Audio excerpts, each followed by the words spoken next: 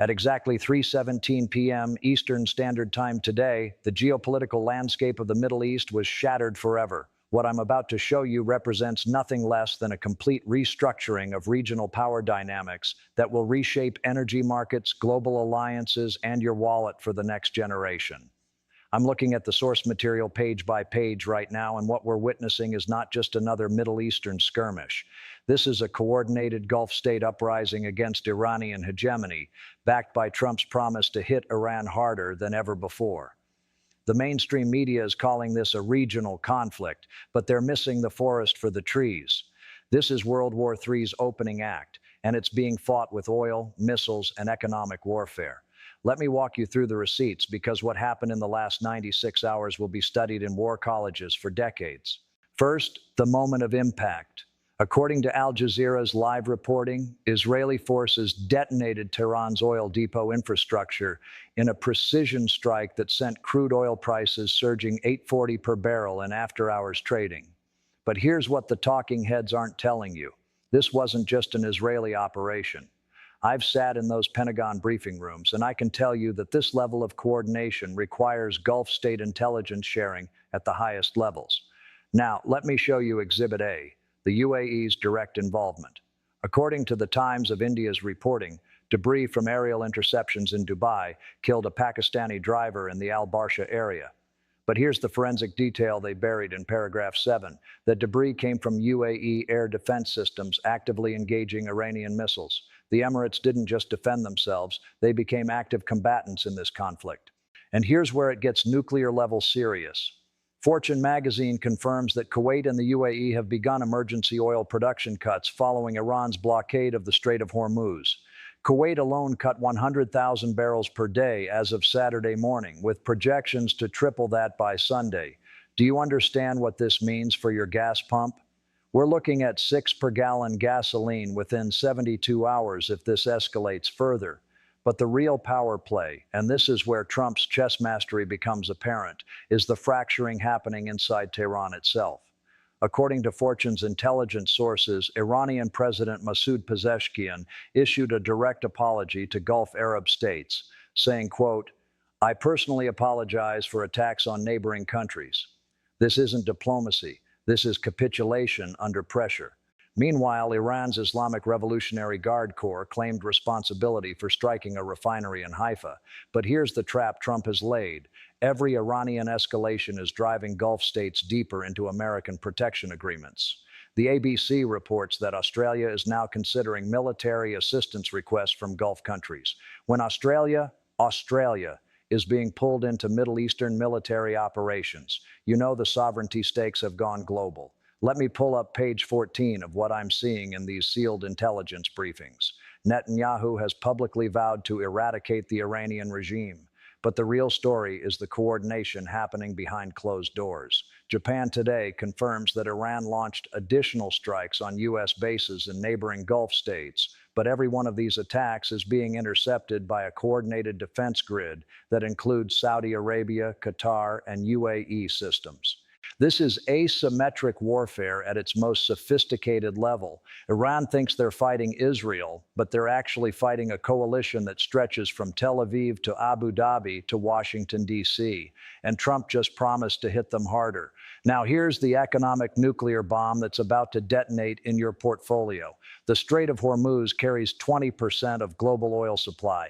Iran's blockade attempts are forcing Gulf states to use alternative export routes that cost $12 more per barrel to operate.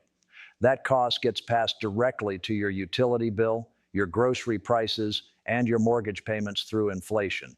Gold has already surged past $2,400 per ounce as investors flee to safety. But here's the insider detail. Central banks in the Gulf are dumping Iranian assets and buying U.S. Treasury bonds at unprecedented rates. This isn't just a regional conflict, it's a complete realignment of petrodollar flows. Let me break down the 3 scenarios we're looking at over the next 30 days. Scenario 1, the forced capitulation. Iran's moderate president continues apologizing while hardliners get marginalized. The regime accepts Trump's ultimatum to stop attacking Gulf states in exchange for limited sanctions relief. Oil prices stabilize around $85 per barrel. This gives you temporary relief at the pump, but solidifies American energy dominance. Scenario 2, the prolonged freeze. Iran's government splits between moderates and hardliners, leading to inconsistent policy. According to Fortune's analysis, this internal conflict is already happening. We see continued sporadic attacks, permanent elevated oil prices around 95 per barrel, and a new Cold War dynamic across the Persian Gulf. Your energy costs stay elevated for years. Scenario 3, the full rupture. Iran's hardliners prevail, reject all diplomatic overtures, and escalate attacks on Gulf infrastructure. Trump follows through on his promise to hit Iran harder, potentially targeting their nuclear facilities. Oil hits $150 per barrel, global recession follows, and we're looking at a complete restructuring of the international energy system. Here's what I'm watching in the next 72 hours. The Times of Malta confirms Netanyahu's determination to carry on the war. Trump is escalating pressure with each Iranian provocation, and critically, the Irish Times reports that Tehran dismissed Trump's surrender demands as a dream. But here's the forensic detail that reveals everything. Iran is hemorrhaging allies. The apology to Gulf states wasn't diplomacy, it was desperation. When you're fighting Israel, facing Trump's ultimatums, and trying to manage internal government splits simultaneously, you're not in a position of strength. The sovereignty implications here are staggering. Iran built their entire regional strategy on intimidating Gulf monarchies into submission. But now those same monarchies are actively intercepting Iranian missiles and coordinating with Israeli intelligence. The power dynamic has completely inverted. From your kitchen table perspective, here's what this means immediately. Gasoline prices are spiking nationwide. Home heating costs are following crude oil higher. Any goods shipped through the Persian Gulf, which includes everything from electronics components to agricultural products, are seeing supply chain disruptions that translate into grocery store inflation. But there's also an opportunity here if you understand the chess match. American energy companies are about to see massive windfall profits. Defense contractors with Gulf state relationships are getting billion-dollar orders. And any investments in alternative shipping routes around the Arabian Peninsula are suddenly strategic assets. I've lived this from behind that Pentagon desk, and I can tell you that what we're witnessing is Iran's vassal state strategy collapsing in real time. For decades, they used proxy militias and missile threats to keep Gulf states in line. But when those same states start shooting down your missiles and coordinating military responses with your enemies, your regional hegemony is finished. The ABC's reporting on Australian military assistance requests tells you everything about how global this has become. We're not talking about a Middle Eastern regional conflict anymore. This is a fundamental realignment of international energy security that requires G7-level coordination.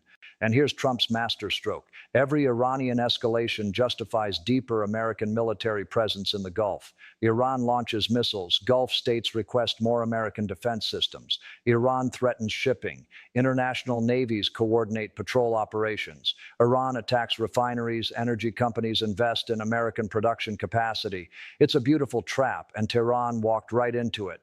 Now the wild card nobody's talking about is China's response. Iran supplies significant oil to Chinese refineries. If this conflict disrupts those flows, Beijing might pressure Iran to de-escalate, or they might double down on supporting Tehran to maintain their energy security. That decision will determine whether this stays regional or goes global.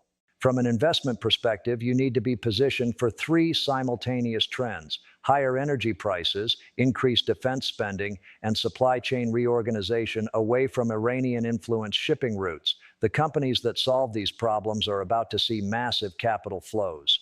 But the real question is whether Iran's government can survive this level of pressure.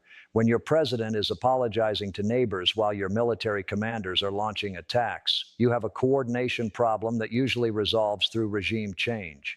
And that brings us to the ultimate stakes here.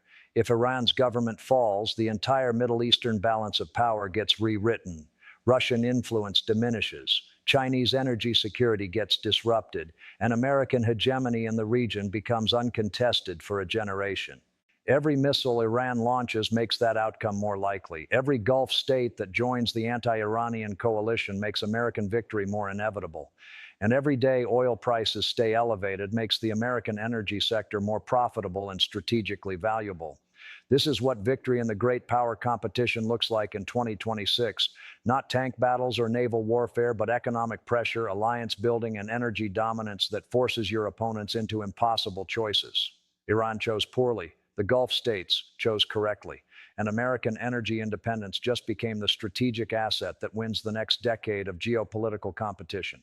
Stay vigilant, because the next 72 hours will determine whether we're looking at Iranian capitulation or global economic disruption. Either way, the Middle East you knew last week doesn't exist anymore. Do you think Trump's Gulf coalition strategy is brilliant, or is he daring Iran to overreact and drag China into direct confrontation? Stay informed, stay vigilant, and remember, the most important stories require you to dig deeper than the headlines. God bless the United States of America.